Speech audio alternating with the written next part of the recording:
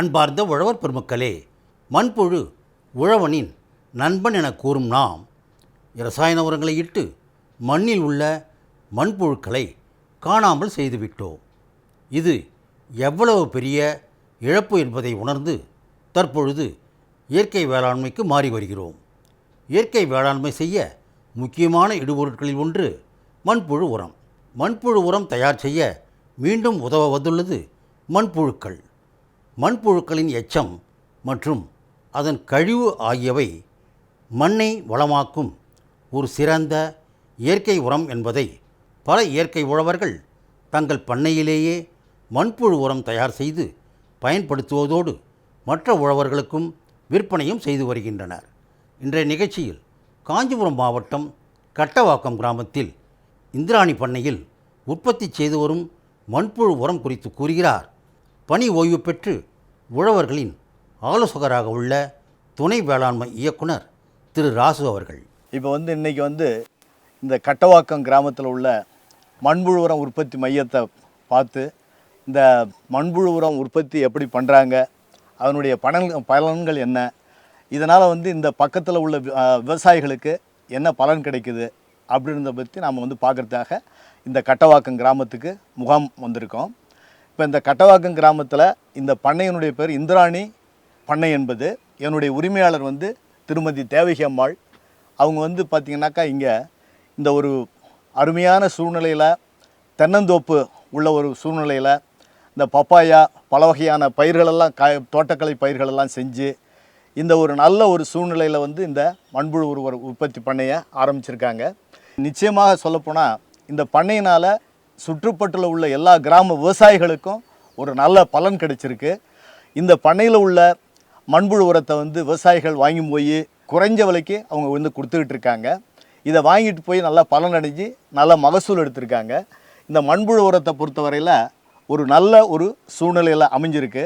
இப்போ நம்ம இங்கே நம்ம கூட மேலாளர் திரு காமராஜ் வந்திருக்காரு. அவர் காமராஜ் இப்போ அவர் தான் இந்த மண்புழு உரத்தினுடைய பண்ணையை பராமரிச்சிட்ருக்காரு. மண்புழு உரம் தயாரிக்கிறதுக்கு பல வகையான பொருள்களை பண்ணையில் உபயோகப்படுத்துகிறோம். பொதுவாக பார்த்திங்கனாக்கா மாட்டு சாணம், அதாவது வீட்டில் உள்ள கிடைக்கக்கூடிய கழிவுப் பொருள்கள், காய்கறி மார்க்கெட்டில் கிடைக்கக்கூடிய கழிவுப் பொருள்கள், கரும்பு சோலை, அப்புறம் பயிர் வகைகள்லேருந்து கிடைக்கக்கூடிய கழிவுப் பொருள்கள், பொதுவாக சொன்னால் விவசாயத்தில் கிடைக்கக்கூடிய கழிவுப் பொருள்களை உபயோகித்து நாம் இந்த மண்புழு உரம் தயாரிக்கலாம். இந்த இடத்துல தயாரிக்கிறது நாம் சாணத்திலிருந்து அதிகமாக தயாரிச்சுட்டு இருக்கோம். என்ன காரணம்னு சொன்னால் இங்கே சுற்றுப்பட்டு கிராமத்தில் அதிக அளவில் மாட்டு பண்ணைகள் இருக்குது. அதனால் சாணம் நமக்கு குறைஞ்ச விலையில் கிடைக்குது. அந்த சாணத்தை நாம் இங்கே கொண்டு வரோம், இந்த பண்ணைக்கு கொண்டு வரோம். சாணம் சப்போஸ் பார்த்திங்கனாக்கா அங்கே பண்ணையில் நாம் அதை வாங்கும்பொழுது ஒரு 5 நாள் 10 நாள் 15 நாள் இல்லை ஒரு மாதத்து சாணம் கூட கிடைக்கும்.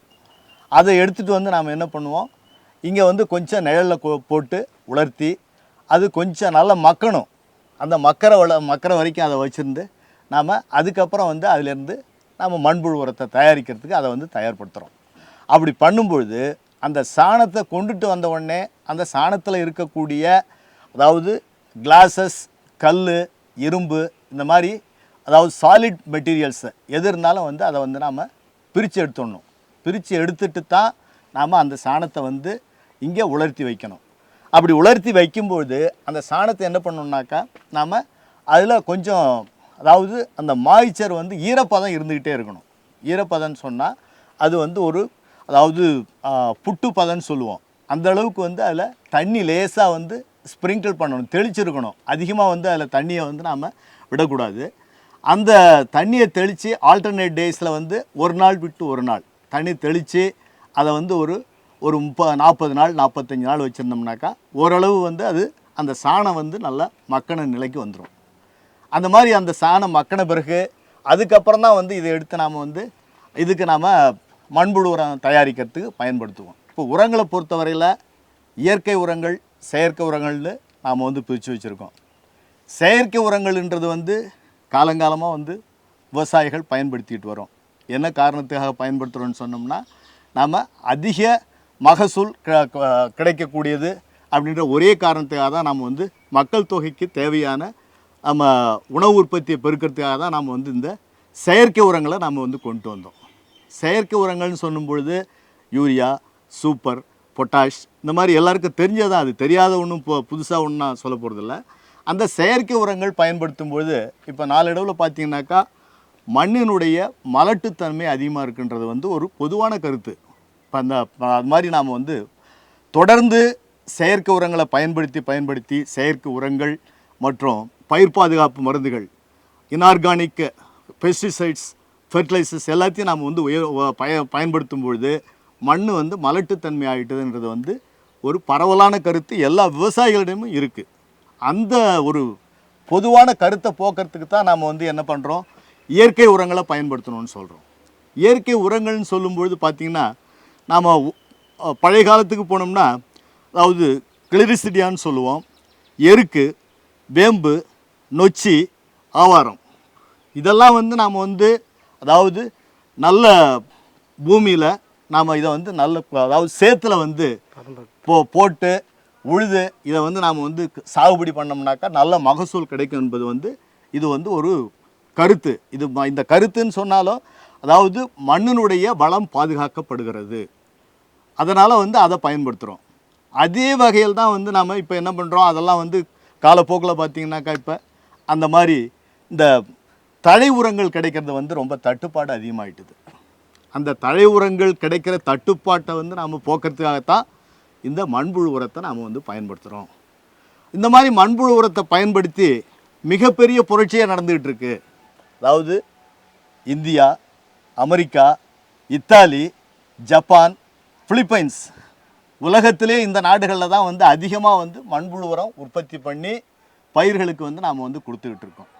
இந்த மண்புழு உரன்றது வந்து ஒரு சாதாரண ஒரு உரம் அல்ல. இது வந்து ஏன்னா மண்ணினுடைய வளத்தை பெருக்குகிறது, பயிருக்கு வளத்தை பெருக்குவதோடு மட்டுமல்லாமல் மகசூலை அதிகரிக்கிறது. எல்லா இடங்களையும் பார்த்திங்கன்னா எல்லா ஃபார்மர்ஸும் வந்து சின்ன சின்ன அளவில் இந்த மண்புழு உரத்தை வந்து உற்பத்தி பண்ணி எல்லாம் கொடுத்துக்கிட்டு இருக்காங்க. அதே சமயத்தில் வந்து பெரிய அளவிலையும் வந்து பண்ணையில் உற்பத்தி பண்ணி எல்லாம் மார்க்கெட்டில் விற்றுக்கிட்டு இருக்காங்க. இப்போ நம்ம வந்து இந்த இடத்துல இந்த சூழ்நிலையில் அதாவது வந்து எப்படி தயாரிக்கிறோம் அப்படின்றத பற்றி பார்க்கலாம். முக்கியமாக மண்புழு உரம் வந்து தயாரிக்கணும்னு சொன்னால் மேடான இடத்துல தான் இருக்கும், மேட்டுப்பாங்கான இடத்துல தான் அந்த வந்து யூனிட்டே வந்து நாம் வந்து நிறுவனம். அப்படி இல்லைன்னு சொன்னால் ஒரு பல்லகையிலையோ அங்கேயோ நாம் நிறுவனம்னு சொன்னோம்னா அது வந்து பெரிய பாதிப்பு உள்ளாகும். ஒரு சின்ன சீரான ஒரு மழை லேசான மழை பெஞ்சால் கூட அது தண்ணி வந்து நம்ம நிற்கக்கூடாது. அந்த மேடான பகுதியில் வந்து நாம் வந்து ஒரு கொட்டகை அமைக்கணும். முக்கியமாக மண்புழு உரம் உற்பத்தி பண்ணுறதுக்கு தேவை வந்து நிழல் தேவை. அதுவும் வந்து இன்னும் சொல்ல போனோம்னா இந்த மாதிரி வந்து ஒரு தோப்பில் வந்து நாம் வந்து இதை அமைச்சோம்னா ரொம்ப தரமான மண்புழு உரம் கிடைக்கும்ன்றது தான் ஒரு முக்கியமான கருத்து. ஓப்பன் பிளேஸில் வந்து இடத்துல வந்து நாம் இந்த மண்புழு உரத்தை நாம் போட்டோம்னா என்ன ஆகும்னா, அப்போ நாம் கொண்டு வரக்கூடிய அந்த ரா மெட்டீரியல்ஸ் என்று சொல்லக்கூடிய மூலப்பொருட்கள் இருக்குல்ல, அதாவது நாம் சொல்லியிருக்கோம் எரு சாணம், ஆட்டு சாணம், மாட்டு சாணம், கோழி, இதெல்லாம் பார்த்திங்கன்னா அதனுடைய சத்துக்கள் எல்லாமே வந்து வெயிலில் வந்து இதாகிடும், போயிடும், அந்த சத்துக்கள் எல்லாம் குறைஞ்சிரும். அதனால தான் நம்ம வந்து அதோடு இல்லாமல் இந்த மண்புழுவுக்கு வந்து ஒரு போதுமான அளவு ஈரப்பதம் இருந்தால் தான் அந்த சூழ்நிலையில் தான் அந்த மண்புழு வந்து அதனுடைய வாழ்க்கை பயணத்தை ஓட்ட முடியும். அதனால தான் நம்ம சொல்கிறோம் மண்புழு உரம் உற்பத்தி மையம் வந்து ஒரு நல்ல ஒரு மேடான பகுதியில் அமைக்கணும்னு சொல்கிறோம். அதுக்கு ஒரு கொட்டகை அமைச்சா போதும். ஒரு கொட்டகை வந்து நம்ம தென்னங்கீத்து இருக்குது, அப்படி இல்லைன்னு சொன்னோம்னாக்கா விழல்னு சொல்லுவோம், சம்பு, விழல், தென்னங்கீத்து, இந்த மாதிரி வந்து ஒரு கொட்டகை அமைச்சுக்கணும். அந்த கொட்டகையை அமைச்சு அதில் வந்து பார்த்திங்கன்னா முக்கியமாக நாம் ஒரு தொட்டி, சின்ன தொட்டி, ஒரு கொட்டகையில் ஒரு தொட்டியினுடைய நீளம் பார்த்திங்கன்னா ஒரு 14 அடி நீளம், ஒரு 3 அடி உயரம், ஒரு 2.5 அடி அகலம், இந்த மாதிரி வந்து தொட்டிகளை நாம் வந்து அமைச்சிக்கணும். அதுக்கு வந்து ஹாலோ பிளாக் கல்லோ அல்லது வந்து இந்த மாதிரி வந்து சாதாரண கல்லையோ போட்டு அந்த தொட்டிகளை வந்து நாம் அமைச்சிக்கலாம். அதே சமயத்தில் வந்து கீழே வந்து நமக்கு கான்கிரீட்டு தர தேவை, அடியிலையும் வந்து அதையும் வந்து கான்கிரீட் போட்டிருக்கணும். இல்லைன்னா நாம் விடக்கூடிய மண்புழுக்கள் என்னென்னாக்கா கீழே ஊடுருவி சொல்கிறதுக்கு வாய்ப்பாயிடும். அது அந்த மாதிரி வந்து ஒரு தொட்டிகளை அமைச்சிக்கணும். அமைச்சிக்கிட்டு நாம் அதில் வந்து பார்த்திங்கனாக்கா இந்த நம்ம எருவை வந்து கொண்டு வந்து நாம் இதில் போடணும் இந்த தொட்டியில். அதுக்கு முன்னாடி வந்து நாம் மண்புழுக்களை வந்து நாம் வந்து தரமான மண்புழுக்கள் எங்கே கிடைக்குது அப்படின்றத வந்து நாம் அதை விசாரித்து அதை வாங்கிறதுக்கு தயாராக வச்சுக்கணும். இப்போ எத்தனை டன்னு போட போகிறோம், எத்தனை டன்னு வந்து எரு நம்மக்கிட்ட இருக்குது. அதுக்கு 2 ரகங்கள் இருக்குது. ஒன்று வந்து நாட்டு ரகம் யூசினா ஃபோர்டிடான்னு ஒரு ரகம், இன்னும் வந்து யூட்ரிலஸ் யூஜினி ஆஃப்ரிக்கன் வெரைட்டி என்று சொல்லக்கூடிய இந்த 2 மண்புழுக்கள் ரகங்கள் இருக்குது. இந்த 2 ரகங்களில் வந்து எது வந்து நமக்கு வந்து கிடைக்குதுன்னு பார்க்கணும். எந்த ரகங்கள் நமக்கு வந்து இந்த அருகாமையில் கிடைக்குது. அதே சமயத்தில் இதை வந்து பார்த்திங்கன்னா இந்த மண்புழு வந்து பார்த்திங்கன்னா குறைஞ்சது வந்து 400 ரூபாயிலிருந்து 1000 ரூபா வரைக்கும் விற்பாங்க. ஒரு கிலோவினுடைய விலை, ஒரு கிலோன்னு சொன்னால் 1000 புழுக்கள் இருக்கும். அதனுடைய விலை பார்த்திங்கனாக்கா அது 1000 ரூபா சொல்லுவாங்க. அதனால் நம்ம வந்து நமக்கு வந்து பண்ணைக்கு அருகாமையில் கிடைக்கக்கூடிய மண்புழுக்கள் எங்கே கிடைக்குதுன்றதை வந்து நாம் அதை விசாரித்து அதில் இந்த 2 ரகங்களில் எந்த ரகங்கள் கிடைச்சாலும் நாம் வந்து அதை தேர்வு பண்ணி வாங்கி வச்சுக்கணும். அப்படி மண்புழு வந்து வாங்கி நாம் தனியாக வச்சுக்கூடாது. நம்ம என்ன பண்ணணுன்னாக்கா அதை வந்து விசாரித்து வச்சுக்கிட்டு அதுக்கப்புறம் என்ன பண்ணணும், நம்ம அந்த எரு அதாவது சாணம் மக்கிய பொருட்களை தான் வந்து மண்புழு வந்து உரமாக மாற்றக்கூடிய தன்மை உடையது. இப்போ நாம் வந்து அதாவது மக்கின எருவை வந்து நாம் வந்து தொட்டியில் போடணும்னு சொன்னோம். இந்த தொட்டி வந்து இப்போ நாம் அமைச்சிருக்கோம். இங்கே பார்த்திங்கன்னா இந்த ஒரு சூழ்நிலைக்கு தகுந்த மாதிரி நாம் வந்து ஒரு 3 தொட்டி அமைச்சிருக்கோம். இந்த 3 தொட்டியில் பார்த்திங்கன்னா 3 வந்து வெவ்வேறு சைஸில் இருக்குது. ஆனால் எல்லாமே வந்து குறைஞ்ச செலவு தான், அதிக செலவு கிடையாது. குறைஞ்ச செலவில் நாம் கல் வச்சு பூசியிருக்கோம். எல்லாமே வந்து நீளத்தை பொறுத்தவரையிலே வந்து ஒரே அளவு நீளம் உள்ள தொட்டி தான். அகலத்தை பொறுத்தவரையில் ஒரு தொட்டி வந்து பார்த்திங்கன்னா 2 அடி அகலம் வச்சுருக்கோம், ஒரு தொட்டி வந்து 3 அடி அகலம் வச்சுருக்கோம், இன்னொரு தொட்டி வந்து 4 அடி அகலம் வச்சுருக்கோம். அதில் ஒன்றும் எந்த ஒரு பெரிய வித்தியாசமும் இல்லை, அதனால் வந்து தப்பும் கிடையாது. இதனால் இந்த சூழ்நிலைக்கு தகுந்த மாதிரி நம்ம வச்சுருக்கோம். நாம் வந்து மக்கின எருவை கொண்டு வந்து இங்கே நாம் வந்து நிரப்பியிருக்கோம். நிரப்பும் பொழுது நாம் அந்த அடியிலேருந்து கொண்டு வரும்பொழுது ஒரு அடி கேப்பு மேலே வந்து விட்டுட்டு நாம் அது வரைக்கும் நாம் வந்து எருவை வந்து ஃபில்லப் பண்ணணும். அந்த எருவை வந்து மக்கிய சாணமோ அல்லது தழை எரு மக்கிய தழைகளோ எது இருந்தாலும் மக்கிய பொருட்களை தான் கொண்டாந்து நாம் வந்து இதில் நிரப்பணும். அப்போ அப்படி பண்ணிட்ட பிறகு அதுக்கப்புறம் நாம் விசாரித்து வச்சுருந்தோம் இல்லையா அந்த மண்புழுக்கள், அதை வந்து நம்ம வந்து வாங்கிட்டு வந்து இதில் வந்து விடணும். மண்புழுவை வாங்கி அந்த உடனே நாம் வந்து இதில் இந்த தொட்டியில் கொண்டு வந்து விட்டுடணும். இல்லைன்னா அதை வந்து அது மண்புழு வாங்கியிருந்து அதை வச்சுருந்தோம்னு சொன்னோம்னாக்கா அதில் வந்து நிறையா உயிர் இழப்புகள் ஏற்படும். மண்புழு வந்து இழப்பு ஏற்படும். அதனால் கொண்டாந்து அதை வந்து உடனே வந்து நாம் இதில் தொட்டியில் விட்டுடணும். இந்த மண்புழு பார்த்திங்கன்னா இது வந்து யூசினியா ஃபோர்டிடான்ற ஒரு ரகம். இந்த ரகத்தை தான் வந்து நாம் இந்த மக்கிய எருவில் வந்து நம்ம விட போகிறோம். இது அதாவது ஒரு டன்னுக்கு ஒரு 10 கிலோ என்ற விதத்தில் வந்து நாம் வந்து இந்த புழுவை வந்து நம்ம விடுவோம். விட்டோம்னா நமக்கு வந்து அப்படி இந்த புழுவை விடும்பொழுது நாம் இதில் வந்து முக்கியமான விஷயம் என்னென்னு சொன்னால் இதில் வந்து தண்ணி வந்து நம்ம ஈரப்பதம் இருந்துக்கிட்டே இருக்கணும். ஈரப்பதம் இருந்தால் தான் நம்ம வந்து இந்த மண்புழுவனுடைய வந்து வளர்ச்சி அதனுடைய ஆக்டிவிட்டி எல்லாம் நல்லாயிருக்கும். அப்போ தான் நமக்கு வந்து தரமான உரம் கிடைக்கும். அதாவது மண்புழு உரம்னு சொல்லும்பொழுது அது என்னென்னா அதனுடைய கழிவு பொருள் தான். எப்படி அதாவது அது அந்த மண்புழு வந்து நம்ம இந்த இதை அதாவது மக்கிய எருவை சாப்பிட்டு அதிலிருந்து அதனுடைய எஸ்கிரீட்டாவை தான் நாம் வந்து உரமாக பயன்படுத்துகிறோம். அது வந்து முக்கியமாக வந்து அதுக்கு வந்து ஈரப்பதம் தேவை. இப்போ இந்த பண்ணையை பொறுத்தவரையில் நாம் கிட்டத்தட்ட வந்து பார்த்திங்கன்னா இந்த 3 தொட்டிலையும் வந்து நாம் போதுமான அளவு போட்டிருக்கோம். அதுக்கப்புறம் எப்படி பராமரிக்கிறதுன்னு பார்த்தோம்னா நாம் ஆல்டர்னேட் ஒரு நாள் விட்டு ஒரு நாள் வந்து தண்ணீர் வந்து தெளிக்கணும். தண்ணீர் தெளிக்கும் பொழுது ரொம்ப வந்து சொதன்னு இருக்கக்கூடாது. ரொம்ப ஈரப்பதம் அதிகமாக குளகுளன்னு இல்லாமல் இந்த புட்டு பதம்னு சொல்லுவோம். அப்படின்னு சொன்னால் தான் எல்லாருக்கும் தெரியும். அது தண்ணியை வந்து தெளித்து விடணும். பரவலாக எல்லா இடத்துலையும் தெளிக்கணும். அது வந்து ஒரு இடம் விட்டு ஒரு இடம் இல்லாமல் தெளிக்காமல் விடக்கூடாது. எல்லா இடத்துலையும் தெளிக்கணும். தெளிச்சுட்டு அதுக்கப்புறம் வந்து நம்ம இந்த எரு போட்டிருக்கோம் இல்லையா, அது மேலே வந்து அதாவது ஒரு இதுக்காக, அதாவது நிழலுக்காக மேலே வந்து நம்ம கொட்டா இருக்குது இருந்தால் கூட ரொம்ப அதிகமான வெயில் நாள் இருந்ததுனாக்கா நம்மக்கிட்ட வந்து தென்னை மட்டை கிடச்சினாக்கா அதை கூட போட்டு வைக்கலாம். தென்னை மட்டை போட்டோம்னாக்கா அதில் நம்ம மற்ற அதாவது எலி தொல்லையோ, எலி இந்த மாதிரி வந்து ஓணான், பாம்பு இதெல்லாம் வந்து எதுவும் வந்து இப்போ வராமல் இருக்கிறதுக்கு தகுந்த பாதுகாப்பை நம்ம பண்ணி வைக்கணும். அது ரொம்ப முக்கியம். அப்படி பண்ணும்பொழுது எதனால் சொல்கிறோன்னா, அது வந்து அந்த மாதிரி எலியோ பாம்போ அல்லது வந்து ஓணானோ வந்து இந்த மண்புழு வந்து சாப்பிட்டு போயிடும். அதுக்கு வந்து தகுந்த பாதுகாப்பு வந்து நம்ம பண்ணி வைக்கணும். பண்ணி வச்சோம்னா இது ஒவ்வொரு நாள் விட்டு ஒரு நாள் தண்ணீர் தெளிச்சிக்கிட்டே வருவோம். அப்படி வரும்பொழுது கிட்டத்தட்ட வந்து ஒரு எப்படியா இருந்தாலும் ஒரு 45 நாளில் வந்து மண்புழு உரம் வந்து தயாராகிடும். அது மண்புழு உரம் எப்படி இருக்கும் அப்படின்னு சொன்னோம்னா, நம்ம வந்து அதாவது மண்புழு உரம்னா என்ன சொல்கிறோம், மண்புழு வந்து இப்போ இந்த எருவை வந்து சாப்பிட்டுட்டு அதை வந்து ஜீரணம் பண்ணும்பொழுது கிடைக்கக்கூடிய ஒரு எக்ஸ்கிரீட்டா, அதனுடைய கழிவு தான் உரமாக பயன்படுது.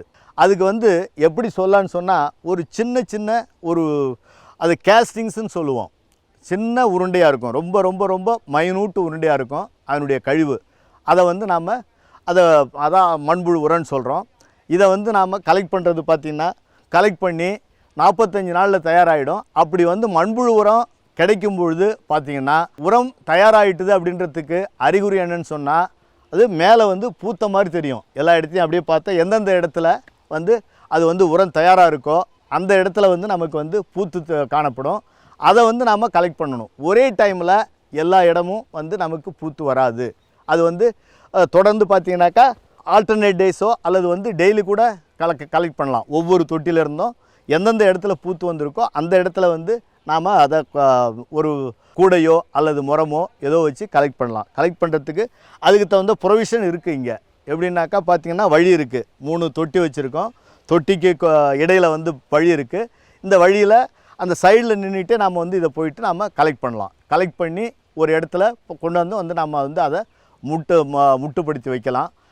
அதுக்கப்புறம் இதை கலெக்ட் பண்ணி முட்டுப்படுத்தி கொண்டாந்து வைக்கும்பொழுது பார்த்திங்கன்னா, அதையே வந்து இன்னும் வந்து நம்ம அதுக்கு வந்து ஒரு சீவர் இருக்குது. அந்த மண்புழு உரத்தை சலித்து எடுக்கிறதுக்கு வந்து ஒரு சீவர் தனியாக இருக்குது. அதை வந்து நாம் பயன்படுத்தி அதை வந்து அதிலேருந்து தனியாக பிரித்து எடுக்கலாம். அந்த கேஸ்டிங்ஸு இதில் தான் வந்து தரமான ஒரு மண்புழு உரம்னு சொல்கிறோம். அதில் வந்து ஒரு மண்புழு உரம்னு தரமான உரம்னு சொன்னால் அதில் என்னென்ன இருக்குன்னா, தழைச்சத்து, மணிச்சத்து, சாம்பல் சத்து, அது இல்லாமல் 2வது நியூட்ரியன்ஸ், செகண்டரி நியூட்ரியன்ஸ் சொல்லக்கூடிய சல்ஃபர், கால்சியம், மெக்னீஷியம், அதுவும் இல்லாமல் அடுத்தது வந்து மைக்ரோ நியூட்ரியன்ஸ் அப்படின்னு சொல்லக்கூடிய அதாவது துத்தநாகம், மாலிப்டினம், மேங்கனீஸு, அயர்ன், ஜிங்க்கு போன்ற எல்லா சத்துக்களும் இருக்கும். அதாவது ஒரு ரொம்ப வந்து இது பார்த்திங்கனாக்கா ரொம்ப உலகத்திலே வந்து ஒரு சிறந்த உரம்னு சொல்கிறாங்க மண்புழு உரத்தை பொறுத்தவரையில். ஏன்னா மண்புழுன்றது அதாவது நம்ம செயற்கை உரங்கள்லாம் வர்றதுக்கு முன்னாடி, ஏன்னா ஃபுல்லாக எல்லாமே இயற்கை உரங்கள் தான் பயன்படுத்திகிட்டு இருந்தாங்க. அப்போ வந்து எந்த விதமான வந்து ஒரு இதுவும் கிடையாது. இயற்கை உரமே அதாவது தழை உரங்கள் கூட கிடையாது. அந்த காலத்தில் மண்புழு மட்டும்தான் வந்து நண்பனுக்கு உதவியாக இருந்து அதிகமாக வந்து மண்ணை வந்து வளப்படுத்தியிருக்கு. அதனால் அந்த உரத்தில் வந்து இருக்கக்கூடிய சத்து, இப்போ உதாரணத்துக்கு தழைச்சத்துன்னு சொன்னால் 1.5-2% வரைக்கும் இருக்குது. மணி சத்துன்னு சொன்னால் 0.5 1.5% வரைக்கும் இருக்குது. அதாவது சாம்பல் சத்துன்னு சொன்னாக்கா 1.5-2% இருக்குது. மற்றதெல்லாம் வந்து ஒரு குறைந்த அளவில் இருக்குது. அதே சமயத்தில் அமினோ அமிலங்களும் இருக்குது. இப்போ இதெல்லாம் இருக்கிறதால இந்த உரத்தை வந்து நாம் பயன்படுத்தும் பொழுது மண் வந்து வளப்படுது, பயிர்களுடைய குரோத்து வளர்ச்சி வந்து சமமாக இருக்குது, மகசூல் வந்து கூடுது. இது வந்து எல்லா பயிர்களுக்கும் பொருந்தும். வேளாண்மையில் வந்து பார்த்திங்கன்னா எல்லா பயிர்களும் நெல்லில் ஆரம்பித்து நெல், சோளம், கம்பு, வரகு, அப்புறம் மற்ற பயிர்கள் மணிலா, அதாவது எண்ணெய் வித்து பயிர்கள்னால் மணிலா, எள், சூரியகாந்தி, அப்புறம் பயிர் வகைகள், அது மாதிரி வந்து காய்கறி வகைகள், அப்புறம் பழமரங்கள் எல்லாத்துக்கும் வந்து நாம் வந்து இதை உபயோகப்படுத்தலாம். அதாவது நெல்லுன்னு சொன்னோம்னா அதில் தானியத்தினுடைய எடை கூடும், அதனால் மகசூல் கூடும். அது மணிலாவில் வந்து சொன்னோம்னாக்கா இப்போ இந்த மண்புழு உரத்தை பயன்படுத்தின மணிலாவுக்கும் மற்ற சாதாரண செயற்கை உரங்கள் பயன்படுத்துகிற மனிதாவுக்கும் வித்தியாசம் உண்டு. அதை பார்த்தோம்னா நிச்சயமாக வந்து அதை எப்படின்னாக்கா இந்த மண்புழு உரம் போட்ட மணிலா வந்து திரட்சியாக இருக்கும்.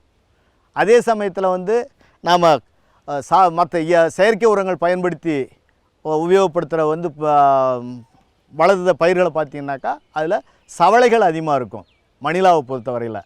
அதே மாதிரி ஒவ்வொரு பயிருக்கும் வந்து பார்த்திங்கன்னா எல்லாம் வந்து அதில் எடை கூடும், அதே தரமாக இருக்கும். இப்போ காய்கறிகளை பொறுத்தவரையில் பார்த்திங்கன்னா எல்லாமே வந்து காய்கறியுடைய தரம் நல்லா இருக்கும். அதே மாதிரி பழ வகைகளை பொறுத்தவரையில் எல்லாமே அதை தரம் நல்லாயிருக்கும். இதுதான் வந்து முக்கியமாக வந்து நம்ம அதாவது தரம் ஒன்று, அதே சமயத்தில் எடை கூடுறது, இதெல்லாம் வந்து முக்கியமான வந்து ஒரு இது. இந்த மண்புழு உரத்தை பொறுத்தவரையில் அதாவது வளர்ச்சி, அது தரம் அண்டு வந்து உற்பத்தி, இதுதான் ரொம்ப முக்கியமானது. இது அதாவது நெல்லை பொறுத்தவரையில் எவ்வளோ இப்போ வந்து நாம் இது வரைக்கும் அதனுடைய உபயோகங்களை பார்த்தோம். இப்போ எந்த அளவுக்கு வந்து உபயோகப்படுத்தலாம் ஒவ்வொரு பயிருக்கும் அப்படின்றத பற்றி பார்க்கலாம். நெல்லை பொறுத்தவரையில் ஒரு டன்னு அதாவது கடைசி நடவப்போ வந்து போடணும் நெல்லுக்கு. பருத்தியை பொறுத்தவரையில் 1.5 டன் போடலாம், அதாவது கடைசி உழவின் போது போடணும். கரும்பு பொறுத்தவரையில் 1.5 டன் போடலாம்.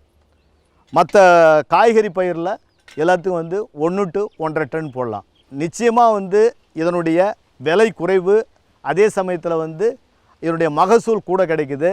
நமக்கு வந்து ஒரு 30% வந்து மகசூல் நிச்சயமாக கூட கிடைக்கும். மண்புழு உரத்தை வந்து நாம் வந்து பயன்படுத்தினோம்னா நிச்சயமாக வந்து அதாவது சுற்றுப்புற சூழ்நிலையை வந்து பாதுகாக்கலாம். என்வாயர்மெண்ட்டு பொல்யூஷன் கிடையாது, 1.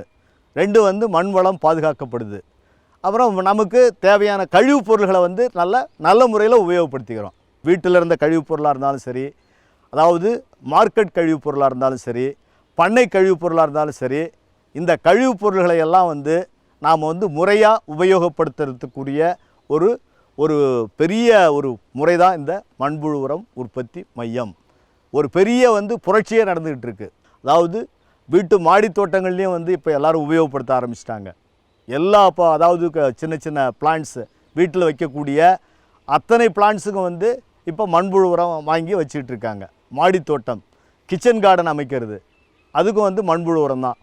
அதனால் ஒரு மௌன புரட்சி வந்து நடந்துக்கிட்டு இருக்குது. இந்த புரட்சி வந்து ஒரு பெரிய ஒரு இயக்கமாக மாறி எல்லா இடத்துலையும் வந்து இப்போ அதாவது கிராமத்திலிருந்து நகரத்துக்கு பரவி, நகரத்திலிருந்து பெருநகரங்களுக்கு பரவி எல்லா இடத்துலையும் வந்து இந்த ஒரு பெரிய புரட்சி ஏற்பட்டு நல்ல மகசூல் கிடைச்சிக்கிட்டு இருக்குது. அதே சமயத்தில் நமக்கும் நல்ல தரமான பொருட்கள், காய்கறிகள் கிடைக்குது. அந்த தரமான காய்கறிகளை வந்து நாம் உண்ணும் பொழுது அதாவது நமக்கு நோய்களிலிருந்து நாம் வந்து விடுபடுறதுக்கு வாய்ப்பு இருக்குது. அதனால் எல்லாருமே வந்து நாம் ஒவ்வொருத்தரும் வந்து ஒரு எத்தனை சென்ட் வச்சுருந்தாலும் நாம் வந்து இந்த மண்புழு உரத்தை வாங்கி அதாவது நாமளே வந்து அதை தயாரிக்கலாம். அதாவது சிறிய அளவில் வந்து நாமளே தயாரித்து நாமளே உபயோகப்படுத்திக்கலாம். நல்ல ஒரு திட்டம் இது. இந்த திட்டம் வந்து இப்போ நம்ம இந்த கிராமத்தில், அதாவது நல்லூர் கிராமத்தில் வந்து ஒரு பெரிய மண்புழு உரம் உற்பத்தி மையம் வந்து நாம் வந்து ஆரம்பித்து இங்கே செயல்படுத்திக்கிட்டு இருக்கோம். தரமான மண்புழு உரம் உற்பத்தி பண்ணியிருக்கோம். அவர்களுக்கு வந்து இந்த இது சார்பாக நன்றியை தெரிவித்துக் கொள்கிறேன். நன்றி, வணக்கம்.